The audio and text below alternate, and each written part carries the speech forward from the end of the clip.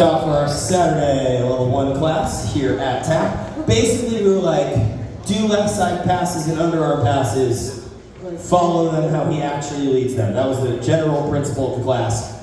Specifically though, talking about like when you should actually turn and how much space you should actually fill and travel, and the pace that the leader is actually telling you to move at.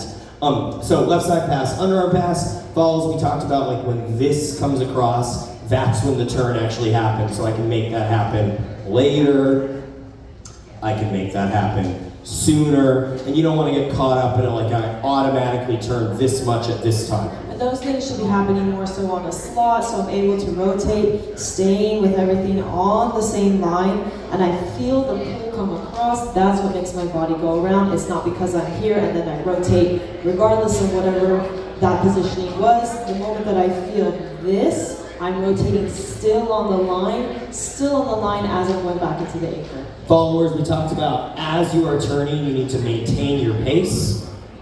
Right, so she's keeping that pace going as she's turning through the pattern, not slowing down and starting again. Which is based off of just how much forward pitch I have, how much I'm pushing off of the back foot. If it's wider, I'm pitched further forward. I'm going to pace myself further that way, faster.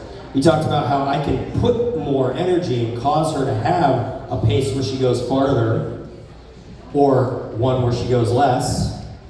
And then I can change how much space there ends up actually being by changing my 2 or changing my 4 to say like, okay, well I want this anchor to stay versus I want this anchor to travel.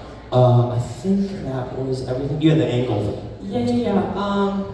Based off of where the foot is positioned count to, it's either higher, more to the side, lower. Those tell me just how much pace I have out of it. As I'm anchoring, I'm not thinking that I've hit this position and then I'm circling around. I'm thinking I'm going through this. And then to get my pacing at the beginning, I want to almost feel the lunge of when I have to push into it. Almost. Don't do that normally. It's an exercise, it's a drill for you to take home. That would tell me just how far I have to go based off of my pitch, how fast I continue through. And leaders, we talked about how the followers, like even if you lead it in the same way, you might get different results from them, right? So we kind of talked about like different gas pedals. It might require more or less power to get the same drive from different followers. So that if you lead them in exactly the same way, you're gonna get a different result. If you want the same result, you might have to lead things a little differently with different people.